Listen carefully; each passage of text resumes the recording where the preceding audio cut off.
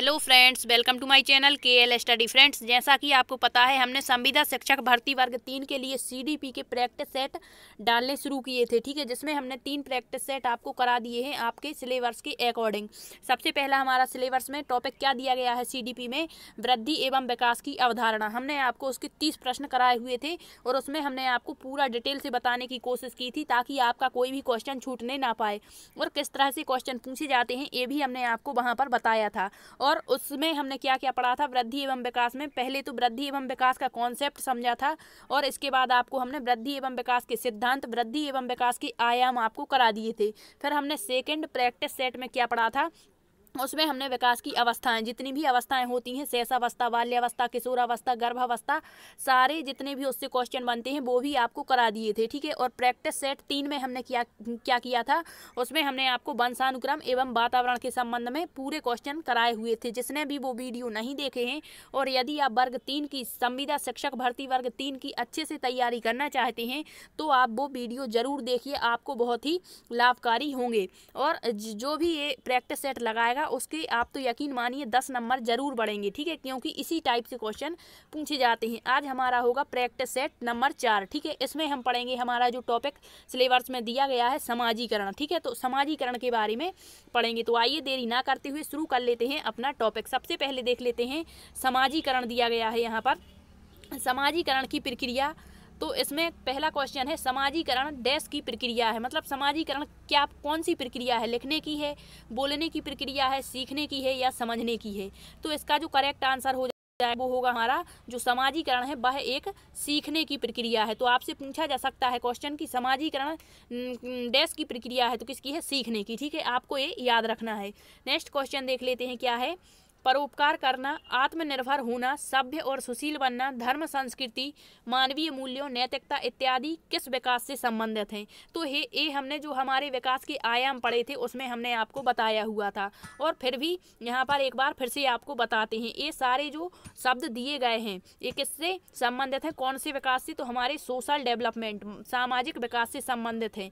इसका right answer हमारा option first हो जाएगा। ठीक है, और आप अपने जो आंसर हैं वो कमेंट्स में जरूर बताएं कि आप कितने सही कर पा रहे हैं इन 30 प्रश्नों में से। ठीक है, यहाँ पर आपको बता देते हैं जो मानसिक विकास, हमारे विकास के आयाम आपने पढ़े हुए हैं कौन कौन से होते हैं। शारीरिक विकास होता है, मानसिक विकास होता है, सामाजिक विकास होता है, संवेगात्मक विकास होता है, भाषिक विकास होता है। ठीक है, तो ये भी हमने बताया था कि शारीरिक विकास में कौन कौन से क्षेत्र आते हैं। शारीरिक विकास में आ जाएगा हमारा शरीर की लंबाई, भार, चौड़ाई। ठीक है, ये सब कुछ किसमें आती है, हमारे शारीरिक विकास में। मानसिक विकास में क्या आता है, मानसिक विकास में जैसे चिंतन, तर्क, स्मृति, समस्या समाधान। ठीक है, इसके अलावा संवेदना, प्रत्यक्षीकरण, ये सब किसमें आते हैं, मानसिक विकास में आते हैं। संवेगात्मक विकास में हमारे संवेग आ जाते हैं, भय, क्रोध। ठीक है, ये सब। और सामाजिक विकास ये दिए गए हैं, तो आपको ये सब समझ में आ गए होंगे।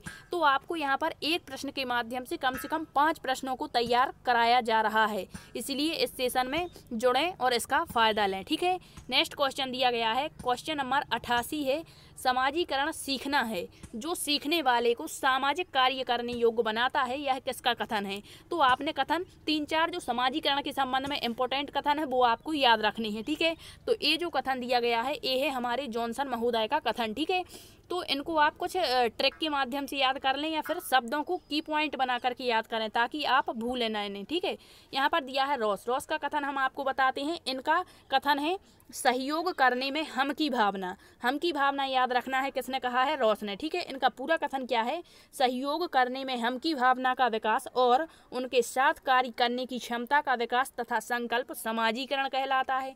जॉनसन का ये कथन दिया गया है। फिचर ने क्या कथन दिया था, समाजीकरण सीखना है जो सीखने वाले को सामाजिक कार्य इनका फिचर का कथन है समाजीकरण वह प्रक्रिया है जिसके फलस्वरूप व्यक्ति जो है वो समाज के व्यवहारों को स्वीकार करता है और उनके साथ अनुकूलन करता है। ठीक है, एक कथन आपको याद हो गए। इसके बाद ड्रेवर ने कहा था समाजीकरण वह प्रक्रिया है जिसके द्वारा व्यक्ति अपने वातावरण से समायोजन और सामाजिक मान्यता प्राप्त करके समाज का मान्य, सहयोगी और कुशल सदस्य बनता है। ठीक है, नेक्स्ट देख लेते हैं, क्वेश्चन दिया गया है नीचे दिए गए समाजीकरण के कारकों में से आपको, इसमें हमने समाजीकरण क्या होता है इससे क्वेश्चन कराएंगे, समाजीकरण के कथन क्या किस किसने दिए हैं वो कराएंगे, समाजीकरण की विशेषताओं से हमने प्रश्न बनाए हुए हैं, समाजीकरण के प्रकार से प्रश्न बनाए हैं कि प्राथमिक समाजीकरण में कौन कौन आता है, द्वितीयक या गौण समाजीकरण में कौन कौन आता है, इसके बाद हमने समाजीकरण के सिद्धांत से, तो यही सारा कुछ तो हमारे टॉपिक दिए गए हैं और यही हमें पढ़ना है। ठीक है, तो यहाँ दिया है नीचे दिए गए समाजीकरण के कारकों में से कौन सा एक प्राथमिक समाजीकरण का कारक नहीं है। तो आपने पढ़ा है समाजीकरण के दो प्रकार होते हैं, कौन कौन सी, प्राथमिक समाजीकरण प्राइमरी सोशलाइजेशन और द्वितीयक समाजीकरण, ठीक है, सेकेंडरी। तो यहाँ पर जो प्राथमिक समाजीकरण है आपने याद रखना है कि इसमें कौन कौन आते हैं। तो जो हमारा प्राथमिक समाजीकरण है इसमें आते हैं परिवार, ठीक है, परिवार के बाद में मित्र मंडली जिसे हम क्रीड़ा समूह कहेंगे, अगला हो जाएगा निकटस्थ परिवेश मतलब पड़ोस, पास पड़ोस के लोग हो जाएंगे, और जो नातेदारी विवाह संबंधी रिश्ते होते हैं ये भी हमारे प्राथमिक समाजीकरण में आते हैं। अब यहाँ पूछा गया है कि निम्न में से कौन सा एक प्राथमिक समाजीकरण का कारक नहीं है, क्वेश्चन अच्छे से पढ़ना है।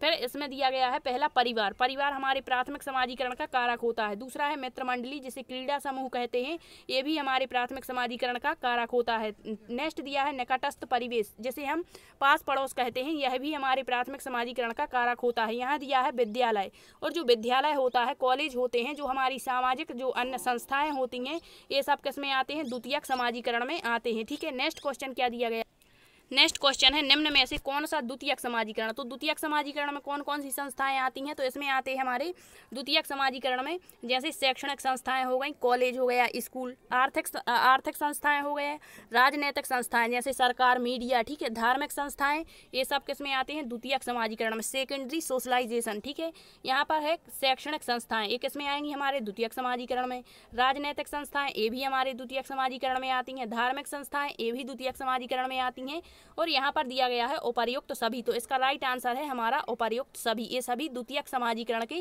कारक हैं। अब आपको कारक नहीं मिलेगा तो यहाँ आपको देखने को मिल सकता है एजेंट, ठीक है, एजेंट या फिर समूह। नेक्स्ट देख लेते हैं क्वेश्चन क्या दिया है, नीचे दिए गए कथनों में से कौन सा समाजीकरण के संबंध में एक कथन सही नहीं है। क्वेश्चन अच्छे से पढ़ना, यहाँ पर नेगेटिव पूछा जाता है और हम पूरा क्वेश्चन पढ़ते ही नहीं और आंसर लगा देते हैं। यहाँ पर दिया है समाजीकरण सीखने की वह प्रक्रिया है जिसके माध्यम से सांस्कृतिक गुणों को पीढ़ी दर पीढ़ी हस्तांतरित करते हैं, बिल्कुल ये करेक्ट है। नेक्स्ट है समाजीकरण के अंतर्गत सीखने का कार्य विभिन्न संस्थाओं, समूहों तथा एजेंसियों के माध्यम से होता है, ये भी बिल्कुल करेक्ट है। नेक्स्ट है समाजीकरण व्यक्ति को जैविक प्राणी से सामाजिक प्राणी बनाता है, बिल्कुल ये भी राइट आंसर दिया गया है यहाँ पर। नेक्स्ट देख लेते हैं क्या दिया है, नेक्स्ट ऑप्शन दिया है समाजीकरण की प्रक्रिया से व्यक्तित्व का उचित विकास नहीं होता। तो हमें यही बताना है कि कौन सा एक कथन जो है वो गलत है, तो यहाँ पर इसका राइट आंसर हमारा ऑप्शन डी हो जाएगा। ठीक है, नेक्स्ट क्वेश्चन देख लेते हैं। नेक्स्ट क्वेश्चन दिया गया है जन्म के समय बालक ना तो सामाजिक होता है और ना ही असामाजिक, लेकिन वह इस स्थिति में अधिक समय तक रह भी नहीं सकता, यह कथन किसने दिया है। ठीक है, तो इसका करेक्ट आंसर हो जाएगा हमारा option number B, crow and crow का यह कथन है। नेक्स्ट क्वेश्चन देख लेते हैं, दिया है निम्न में से कौन सा एक समाजीकरण का सिद्धांत नहीं है। तो हमने हमारे समाजीकरण के सिद्धांत पढ़े हुए हैं, एक बार देख लेते हैं कौन सा नहीं है। स्वदर्पण का सिद्धांत, बिल्कुल ये समाजीकरण का सिद्धांत है। मैं और मुझे का सिद्धांत ये भी समाजीकरण का है। दुर्खीम का सिद्धांत ये भी समाजीकरण का है। यहाँ दिया है प्रत्यागमन का सिद्धांत, यही हमारा समाजीकरण का सिद्धांत नहीं है, और यही पूछा गया है कि कौन सा एक समाजीकरण का सिद्धांत नहीं है। तो राइट आंसर ऑप्शन डी हो जाएगा। जो प्रत्यागमन का सिद्धांत है ये आनुवंशिकता का एक सिद्धांत होता है। ठीक है, क्वेश्चन देख लेते हैं समाजीकरण में सामूहिक प्रतिनिधित्व, बहुत ही इंपॉर्टेंट है, इसे याद रखना। ठीक है, कलेक्टिव रिप्रेजेंटेशन जिसे कहते हैं का विचार किसका है, मतलब किसने अपने सिद्धांत में दिया है। तो आपने पढ़ा है समाजीकरण में दुर्खीम का सिद्धांत, और जो दुर्खीम महोदय हैं ये सामूहिक प्रतिनिधित्व की बात करते हैं। इन्होंने क्या कहा है कि प्रत्येक समाज जो होता है उसकी अपनी अपनी विचारधाराएं होती हैं, अपने अपने मूल्य आदर्श होते हैं जिन्हें उस समाज के लोग मानते हैं। ठीक है, इन्होंने ये बात की है और ये सामूहिक प्रतिनिधित्व पर जोर देते हैं। ठीक, नेक्स्ट देख लेते हैं क्वेश्चन है मनोसामाजिक विकास का सिद्धांत किसने दिया है। तो ये भी हमने पढ़ा हुआ है, मनोसामाजिक विकास का सिद्धांत किसने दिया है। तो इसका करेक्ट आंसर हो जाएगा हमारा एरिक एरिक्सन ने। ठीक है, किसने दिया है, एरिक एरिक्सन ने, और यह एक नव फ्रायडवादी थे और इन्होंने अपने जो सिद्धांत दिया है इसमें 8 स्टेजेस इन्होंने बताई हुई हैं। ठीक है, लेव वाइगोस्की का सामाजिक सांस्कृतिक सिद्धांत है, ब्रोन फ्रेन ब्रेनर का पारिस्थितिकी परक मॉडल है, और जीन पियाजे का संज्ञानात्मक विकास का सिद्धांत है। तो हमसे पूछा गया है मनोसामाजिक, तो इसका राइट आंसर एरिक एरिक्सन हो जाएगा। ठीक है, नेक्स्ट क्वेश्चन है एरिक एरिक्सन कौन है, मतलब क्या है? तो प्रयोजनवादी नहीं, नाउफ्राय, बिल्कुल ए हैं, एक नाउफ्रायडवादी हैं, जो सिगमंड फ्रायड थे उन्हीं के मतलब उन्हीं के कथनों अनुसार ही चले हैं और इस कारण से इनको नाउफ्रायडवादी कहा जाता है। ठीक है, नेक्स्ट क्वेश्चन है एरिक एरिक्सन ने मनु सामाजिक विकास के सिद्धांत में कितनी स्टेजेस बताई हुई हैं? तो इसका करेक्ट आंसर अभी हमने आपको बताया 8 अवस्थाएं इन्होंने बताई हैं। अब 8 अवस्थाओं के नाम आपको याद रखना है, उनका टाइम पीरियड याद रखना है। इससे कई क्वेश्चन बन सकते हैं। पूछा जा सकता है कि जो एरिक एरिक्सन जो है इनकी कौन सी अवस्था बाल्यावस्था से संबंधित है, कौन सी अवस्था किशोरावस्था से संबंधित है। ठीक है, तो ये आपको सब याद रखने हैं। ठीक, नेक्स्ट देख लेते हैं क्वेश्चन, निम्न में से कौन सा मनु सामाजिक विकास का एक चरण नहीं है, मतलब कौन सा चरण नहीं है? इन्होंने जो 8 अवस्थाएं बताई हैं, जिसको उनके पूरे नाम याद होंगे वही इसका करेक्ट आंसर दे पाएगा। ठीक है, तो इनकी जो 8 अवस्थाएं हैं उसमें एक होती है विश्वास बनाम अविश्वास, बिल्कुल, स्वतंत्रता बनाम शर्म, ये भी होती है। यहाँ दिया है परंपरागत बनाम पश्च परंपरागत, नहीं, ये स्तर इनका नहीं है। ये किसने बताया है? कोहल वर्ग। इन्होंने जो नैतिक विकास का सिद्धांत दिया था उसमें उन्होंने परंपरागत स्तर, पश्च परंपरागत और पूर्व परंपरागत स्तर की बात की थी। तो यही पूछा गया है कि मनु सामाजिक विकास का कौन सा, यहाँ दिया है पहचान बनाम पहचान भ्रांति, ये भी इनका एक चरण है। ठीक है, तो यहाँ पूछा गया है कौन सा एक मनु सामाजिक विकास का चरण नहीं है, तो इसका राइट आंसर ऑप्शन सी के साथ चला जाएगा। ठीक है, नेक्स्ट क्वेश्चन है एरिक एरिक्सन की कौन सी अवस्था किशोर अवस्था से संबंधित है? तो आपको याद रखनी है एरिक एरिक्सन की अवस्थाएं और इनका टाइम पीरियड कितना होता है, तभी आप किशोर अवस्था, बाल्य अवस्था, मध्य अवस्था से इसके संबंध बना पाएंगे। ठीक है, तो यहाँ दिया है कौन सी अवस्था किशोर अवस्था एडोलसेंस से संबंधित है। तो इनकी जो एरिक्सन का जो मनोसामाजिक सिद्धांत है उसकी जो 5वीं स्टेज है पहचान बनाम पहचान भ्रांति, जिसका टाइम पीरियड 12 से 18 वर्ष का होता है और यही हमारा टाइम पीरियड किशोर अवस्था का है। ठीक है, तो इसका राइट आंसर हो जाएगा ऑप्शन सी पहचान बनाम पहचान भ्रांति। ठीक है, नेक्स्ट देख लेते हैं, यहाँ पर एक जो दी गई है अवस्था परिश्रम बनाम हीनता। यदि पूछ ले कि एरिक्सन की कौन सी अवस्था बाल्य अवस्था से संबंधित है, तो वो हो जाएगी परिश्रम बनाम हीनता अवस्था। इसका टाइम पीरियड 5 से 12 वर्ष का होता है। ठीक है, तो ये आपको याद रखनी है। नेक्स्ट है निम्न में से कौन सा समाजीकरण का साधन है, मतलब समाजीकरण का साधन कह दें, एजेंट कह दें, कौन सा है? परिवार एवं मित्र, बिल्कुल है। समुदाय एवं समाज, ये भी है। राज्य एवं विद्यालय, ये भी है। और यह सभी, तो ये सभी इसका राइट आंसर हो जाएगा। आई होप आपको सेशन पसंद आ रहा होगा। यदि वीडियो अच्छा लगे तो वीडियो को लाइक शेयर सब्सक्राइब जरूर करते चलना। ठीक है, नेक्स्ट देख लेते हैं क्वेश्चन। आपको हमने इसमें सारा कुछ बताने की कोशिश की है, चाहे वो एरिक्सन हो, चाहे वो हमारे ब्रोनफ्रेंड ब्रेनर हो, चाहे समाजीकरण के सिद्धांत हो, चाहे समाजीकरण की विशेषताएं हो, चाहे समाजीकरण के कारक हो। ठीक है, और इतना डिटेल से आपको बता रहे हैं ताकि आपका कोई भी क्वेश्चन छूटने ना पाए। ठीक, तो यहाँ देख लेते हैं क्वेश्चन है सामाजिक विकास का पारिस्थितिकी परक सिद्धांत किसने दिया है? तो ये आपने पढ़ा होगा, सामाजिक विकास का पारिस्थितिकी परक सिद्धांत किसने दिया है? हमारे यूरी ब्रोनफ्रेंड ब्रेनर ने दिया है। ठीक है, इन्होंने भी अपने जो सिद्धांत है उसमें घटक बताए हुए हैं और इन्होंने 5 घटक बताए हैं। ठीक है, और ये अमेरिका के हैं। इन्होंने 1995 में अपना सिद्धांत दिया था। ठीक, नेक्स्ट देख लेते हैं यूरी ब्रोनफ्रेंड ब्रेनर के सिद्धांत में कितने स्तर हैं? तो वही क्वेश्चन पूछ लिया। जो एरिक एरिक्सन है उन्होंने अपने सिद्धांत में 8 स्तर बताए हैं और इन्होंने यूरी ब्रोनफ्रेंड ब्रेनर, इनका जो पारिस्थितिकीय परक सिद्धांत है, यदि इसका नाम बदल के पूछ लेंगे तो इसको कहते हैं जैव पारिस्थितिकीय मॉडल भी इसे कहते हैं। ठीक है, और इन्होंने कितने स्तर बताए हुए हैं? तो इसका राइट आंसर हो जाएगा हमारा ऑप्शन बी, 5 स्तर इन्होंने बताए हैं। कौन कौन से? पहला है लघु मंडल जिसे माइक्रो सिस्टम कहते हैं, दूसरा है मध्य मंडल जिसे मीजो सिस्टम कहते हैं, तीसरा है बाह्य मंडल जिसे एक्सो सिस्टम कहते हैं, चौथा है बृहद मंडल जिसे मैक्रो सिस्टम कहते हैं और लास्ट है इनका घटक मंडल जिसे क्रैनो सिस्टम कहते हैं। अब इसमें भी आपको इनका डिटेल से मतलब पढ़ना होगा कि लघु मंडल में कौन कौन सी क्रियाएं होती हैं, कौन कौन आते हैं, मतलब साथी संगी आते हैं, परिवार आता है, कौन आते हैं। ठीक है, तो इस तरह से आपको सारे मंडल के क्वेश्चन भी देखने को मिलेंगे आगे। ठीक है, यहाँ दिया है यूरी ब्रोनफ्रेंड ब्रेनर के सिद्धांत का कौन सा स्तर नहीं है? तो अब आपने पढ़े हुए हैं इनके 5 स्तर हमने आपको बता दिए, तो पूछा है कौन सा नहीं है? तो लघु मंडल बिल्कुल है, मध्य मंडल ए भी है, घटक मंडल ए भी है। तो पूछा गया है कौन सा नहीं है? तो दीर्घ मंडल इनका स्तर नहीं है। तो इसका करेक्ट आंसर हमारा ऑप्शन डी के साथ चला जाएगा। नेक्स्ट क्वेश्चन है यूरी ब्रोनफ्रेंड ब्रेनर के किस मंडल में परिवार, माता पिता, दादा दादी, शिक्षक और विद्यालय आते हैं? तो ये हम आपको बता रहे हैं, अच्छे से एक बार इसे सुन लें। ठीक है, ठीक है। लघु मंडल जो होता है जिसे इंग्लिश में माइक्रो सिस्टम कहते हैं, यदि इसमें पूछ ले तो इसमें ये सारे के सारे आते हैं। कौन कौन आते हैं? परिवार आता है, माता पिता, दादा दादी, साथी संगी भी इसी में आएंगे, पास पड़ोस भी इसी में आता है, ठीक है। अब देख लेते हैं दूसरा इनका जो मंडल होता है उसे कहते हैं मध्य मंडल, दूसरा, ठीक है। इंग्लिश में मीजो सिस्टम कहते हैं। यदि इसमें पूछ ले कि इसमें कौन कौन आते हैं तो इसमें आते हैं जो लघु मंडल है हमारा उसके विभिन्न कारक और तत्व, मतलब इसमें संबंध बताए जाते हैं। जैसे पास पड़ोस है और परिवार का संबंध हो गया, जैसे कहते हैं परिवार और साथी संगियों का संबंध हो गया, तो इसमें संबंध बताए जाते हैं, ठीक है। इनका जो तीसरा मंडल होता है जिसे हम बाह्य मंडल कहते हैं, तीसरा मंडल, ठीक है, बाह्य मंडल, इसमें आते हैं, इसमें क्या आते हैं, मतलब संगठन आते हैं। माता पिता के कार्यस्थल कह दें, धार्मिक संगठन कह दें, स्वास्थ्य कल्याण संगठन कह दें, औपचारिक। तो संगठन किस में आते हैं? बाह्य मंडल में आते हैं। संबंध किस में मनाए जाते हैं? मध्य मंडल में। लघु मंडल में माता पिता आते हैं और मतलब परिवार, पास पड़ोस आता है। इसके बाद जो चौथा होता है वो होता है बृहद मंडल। कौन सा? बृहद मंडल। बृहद मंडल को कहते हैं मैक्रो सिस्टम। और यदि पूछ लें कि बृहद मंडल में कौन आता है तो इसमें सांस्कृतिक मूल्य आते हैं, सामाजिक आर्थिक स्तर और अन्य संसाधन आते हैं, ठीक है। तो मूल्य की जहाँ भी बात कर दें तो वो बृहद मंडल होता है। लास्ट जो उनका पांचवा स्तर होता है उसे कहते हैं घटक मंडल।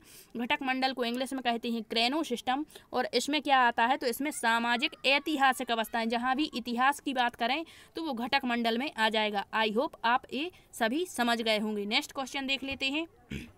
फिर से पूछ लिया कि माता पिता के कार्यस्थल, धार्मिक संगठन, गवर्नमेंट पॉलिसीज, स्वास्थ्य एवं कल्याण संगठन। तो आपको हमने बता दिया कि जो संगठन है वो किसमें आते हैं, हमारे संगठन जो भी पूछ लें तो वो आते हैं हमारे थर्ड स्तर में। किसकी? ब्रॉन फ्रेन ब्रेनर की बाह्य मंडल में, ठीक है। किस में आते हैं? यहाँ पर बाह्य मंडल ऑप्शन में नहीं दिया गया है, तो आप यहाँ पर बृहद मंडल की जगह बाह्य मंडल कर लें, ठीक है। बाह्य मंडल में संगठन आते हैं, किसमें? हमारे बाह्य मंडल में आते हैं, ठीक है। इसका करेक्ट आंसर ए हो जाएगा। नेक्स्ट क्वेश्चन है, निम्न में से कौन सा एक समाजीकरण को प्रभावित करने वाला कारक नहीं है? तो आता है कि समाजीकरण को कौन कौन से कारक प्रभावित करते हैं या कौन सा कारक प्रभावित नहीं करता। आपका हमने एक भी पॉइंट नहीं छोड़ा है जहां से क्वेश्चन बनते हैं, ठीक है। पालन पोषण बिल्कुल ही समाजीकरण को प्रभावित करता है। पुरस्कार एवं दंड ये भी समाजीकरण को प्रभावित करता है।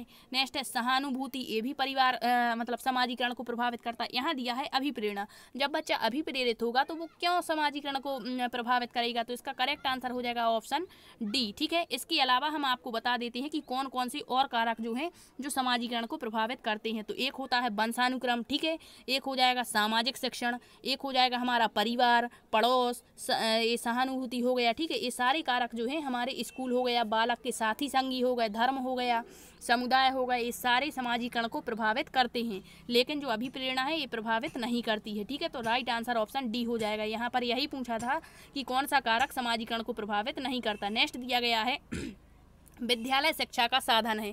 तो अब आपने पढ़ा होगा कि जो परिवार है वो शिक्षा का अनौपचारिक साधन है और जो विद्यालय है या कोई भी संस्थाएं जो हैं वो समाजीकरण का औपचारिक साधन है। अब आपने शिक्षा पढ़ी होगी, औपचारिक शिक्षा, अनौपचारिक शिक्षा, निरौपचारिक शिक्षा, ये क्या होती हैं? तो आपको बताते हैं। औपचारिक शिक्षा जो होती है वो किसी निश्चित समय में, निश्चित स्थान पर किसी निश्चित निश्चित मतलब जो प्रशिक्षित व्यक्ति होते हैं उनके द्वारा दी जाती है, वो औपचारिक। अनौपचारिक कहीं पर भी माता पिता द्वारा या फिर अन्य मतलब इसका कोई टाइम नहीं होता है, कहीं पर भी कुछ भी सीख लेना अनौपचारिक शिक्षा होती है।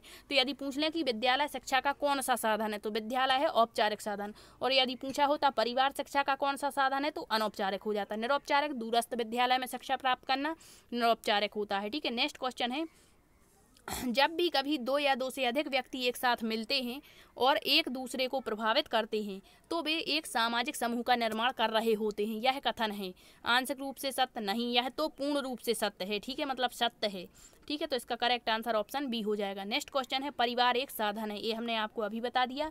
परिवार शिक्षा का अनौपचारिक साधन है और विद्यालय शिक्षा का औपचारिक साधन होता है, तो इसका करेक्ट आंसर ऑप्शन ए हो जाएगा। नेक्स्ट क्वेश्चन है, पारिस्थितिकी परक सिद्धांत के अंतर्गत जब कोई बालक सामाजिक मूल्य और सामाजिक आर्थिक स्तर पर समायोजन करता है तो वह बालक किस मंडल में है? मतलब इस तरह से आपका क्वेश्चन पूछा जाता है। क्या दिया है कि पारिस्थितिकी सिद्धांत के अंतर्गत जब कोई बालक सामाजिक मूल्य, हमने आपको बताया था मूल्य किस मंडल में आते हैं? हमारे बृहत मंडल में, ठीक है। तो इसका करेक्ट आंसर ऑप्शन ए हो जाएगा। नेक्स्ट क्वेश्चन है, बच्चे के समाजीकरण में परिवार डैश भूमिका निभाता है? कैसी भूमिका? कम महत्वपूर्ण नहीं, रोमांचकारी नहीं, मुख्य भूमिका निभाता है। इसका करेक्ट आंसर यहाँ पर गौण नहीं गौण होगा, मुख्य भूमिका निभाता है, यहाँ पर क्या हो जाएगा मुख्य। Right answer option C. Next question है सामाजिक प्रत्याशाओं के अनुरूप व्यवहार करने की योग्यता का अधिगम सामाजिक विकास कहा जाता है। उक्त कथन किसका है? बहुत ही इंपॉर्टेंट है, इसे याद रखना। सामाजिक प्रत्याशा जहां आपको दिख जाए वहां पर हो जाएगा हरलॉक। नेक्स्ट क्वेश्चन दिया गया है, क्या है? समाजीकरण की प्रक्रिया में शामिल नहीं है, मतलब कौन सा एक ऐसा ऑप्शन है जो समाजीकरण की प्रक्रिया में शामिल नहीं है? तो यहाँ पर दिया गया है मूल्यों और विश्वासों का अर्जन, बिल्कुल ये होता है। समाजीकरण में आनुवंशिकता जैसा कोई शब्द नहीं दिया गया है, तो इसका राइट आंसर हमारा ऑप्शन बी हो जाएगा। ठीक है, यहाँ कौशलों का अर्जन, बिल्कुल समाज से ही कौशल अर्जित करते हैं। सांस्कृतिक रीति, बिल्कुल, तो इसका करेक्ट आंसर ऑप्शन बी हो जाएगा। ठीक है, नेक्स्ट क्वेश्चन दिया गया है निम्न में से कौन सा समाजीकरण के गौणवाहक हो सकते हैं? विद्यालय और पास पड़ोस, नहीं, यहाँ पर पास पड़ोस तो हमारे मुख्य हैं। विद्यालय और सरकार, बिल्कुल इसका राइट आंसर ए हो सकता है। यहाँ परिवार है, प्राथमिक है, और यहाँ भी परिवार है, तो right answer option B. Next question है और आज का लास्ट क्वेश्चन है। ठीक है, यहाँ पर एक क्वेश्चन कई बार पूछा गया है, तो यहाँ पर एक डाल दिया गया है सुजनन शास्त्र के जनक कौन है? तो इसका राइट आंसर हो जाएगा हमारा ऑप्शन नंबर डी, गॉल्टन महोदय। आई होप आपको सेशन पसंद आया होगा। यदि सेशन पसंद आया है तो लाइक शेयर सब्सक्राइब जरूर करना और अपने दोस्तों के साथ साझा भी करना ताकि उनका भी भला हो सके। ठीक है, और थोड़ा सा आज लेट हो गया है किसी कारणवश से। ठीक है, तो आई होप आप समझ सकते हैं। Thank you.